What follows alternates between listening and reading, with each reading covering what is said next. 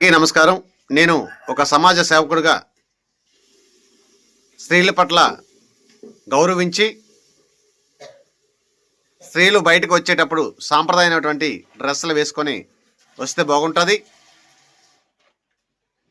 బయట జరుగుతున్న అఘాయిత్యాలు బట్టి స్త్రీలు ఎవరైనా ఇండస్ట్రీ నుంచి అయినా బయటకు వెళ్ళేటప్పుడు సాంప్రదాయమైనటువంటి డ్రెస్సులు వేసుకొని రావాలని నేను ఒక సోషల్ వర్కర్గా తెలియజేస్తున్నాను. చక్రవర్తి చేస్తే శృంగారం అమ్మ, చాకలాట చేస్తే వ్యభిచారం అన్నారు.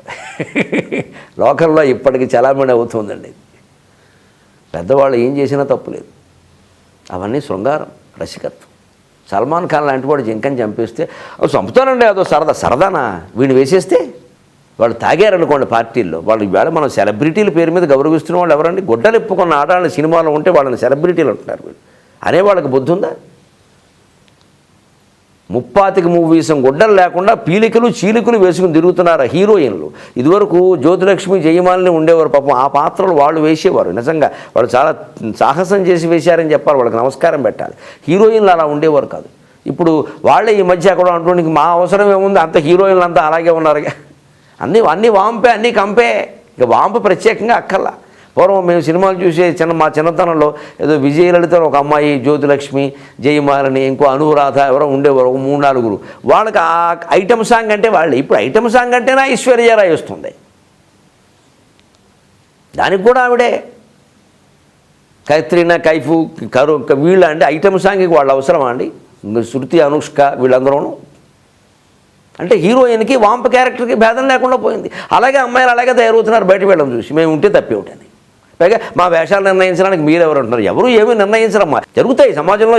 ఏ నిబంధనకి మనం కట్టుబడినప్పుడు ఎవరు శిక్షించేందుకు ఎవరు ఉండరు. అరాచకం ఉంటుంది. అప్పుడు కూడా బలైపోయేది ఆడవాళ్ళే. గమనించుకోండి అమ్మ దయచేసి, వేషధారణ పట్ల జాగ్రత్త పడ్డానికి. అప్పుడు కూడా బలైపోయేది మీరే.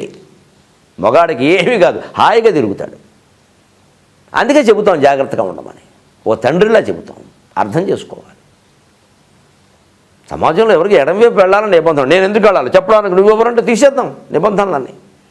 ఎవరు ఇష్టం వచ్చినట్టు వాళ్ళు ఎడదాం. అన్నీ నల్గొండ బస్సు ప్రమాదాలే అవుతాయి. నిబంధనలు ఏవైనా, సంప్రదాయాలైనా, చట్టాలైనా సమాజ క్షేమం కోసం వస్తాయి. కానీ లోకం ఎలా ఉంటుంది అంటే ఇదే వ్యభిచారం అండి. పెద్దవాళ్ళు ఎవరన్నా చేస్తే చాలా గొప్ప విషయం. ఆయన రసికుడు అండి. ఒక్కరు ఎరగొట్టేస్తే వేదమని పట్టుకుని. అందుకే పుట్టిన చక్రవర్తి చేస్తే శృంగారం, చాకలాట చేస్తే వ్యభిచారం. ఇంకో మాట వేదాంతంగా చెప్పుకోవాలి. గజం మిథ్య, పలాయనం మిథ్య అంట.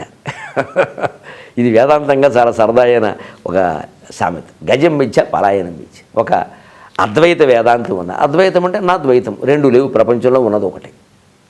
అదేమిటండి మరి లోకమే లేదయ్యా అంటాడు. అద్వైతం అంటే లోకం లేదు, కళ అన్నాడు ఆయన. ఇప్పుడు జగన్ మిథ్య అంటే జగత్తు మిథ్య, జగన్ను మిథ్య కాదు, జగత్తు మిథ్య అంటూ ఉంటాడు. ఓసారి రాజమార్గంలో ఆయన అద్వైత సన్యాసి పెడుతూ ఉంటే ఓ ఏనుగు తరుగుతోంది జనాన్ని. అందరూ పరిగెడుతున్నారు. ఈ సన్యాసి కూడా పరిగెడుతున్నాడు. వెంటనే సరే కాసేపు పరిగెట్టాడు, ఏనుగు వెళ్ళిపోయింది.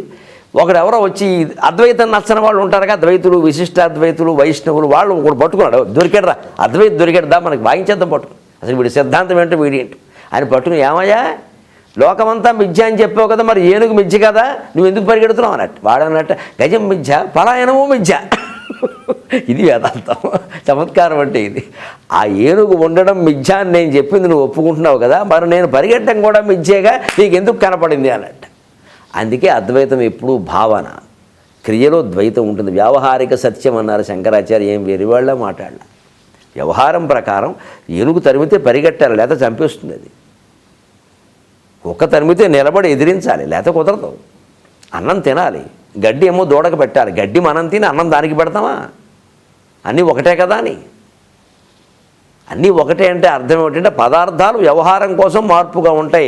లోపల ఉన్న తత్వం ఒకటే, తత్వం అదే నువ్వు. గ్రహిస్తే దోచుకోకుండా ఉంటాం సమాజాన్ని. వాడు ఒకటే, నేను ఒకటే కదా, ఆకలి ఇద్దరికీ సమానమే కదా, పోనీ తినే పదార్థాల్లో తేడా ఉండొచ్చు, ఆకలి ఇద్దరికీ సమానమే కదా, వాడు ఆకలి నేను తీర్చాలి కదా, వాడిని నేను దోచుకుంటే ఎలాగని యజమాని ఆలోచిస్తాడు. అంచేత ఆధ్యాత్మికమైన సామ్యవాదం ఏర్పడాలంటే అద్వైతం ఒక్కటే సిద్ధాంతం, శంకరాచార్య ఒక్కరే సిద్ధాంతకర్త. దాన్ని ఈ చమత్కారమైన సామెతలో చెప్పారు, గజం మిథ్య పలాయనం మిథ్య.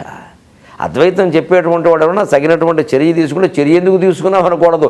ఆ ప్రమాదం మిథ్య అని అతను చెబుతున్నాడు, చర్య కూడా మిథ్యే, జరుగుతున్నదంతా స్వప్నం. నిర్లిప్తంగా ఉంటాడు, హాయిగా ఉండదు. భగవద్గీత సిద్ధాంతాన్ని కృష్ణుడు చెప్పిన దాన్ని మనం పాటించాలి అంటే గజం మిథ్య పలాయనం మిథ్య. వ్యవహారికంగా మనం చేయవలసింది ఏమిటో చేస్తాం, మనస్సులో మాత్రం ఇవన్నీ పెట్టుకోం. ఎంత హాయిగా ఉంటుందండి. పెడితే వేసుకొని పోతే మనమే దరిద్రం అనిపించాల్సి వస్తమ్మా. ఏమనుకోవద్దు, హీరోయిన్లు అందరూ మీరు అనుకున్నా నాకు పోయేది లేదు, లాగి పీకుతాం మనం, అది వేరే విషయం.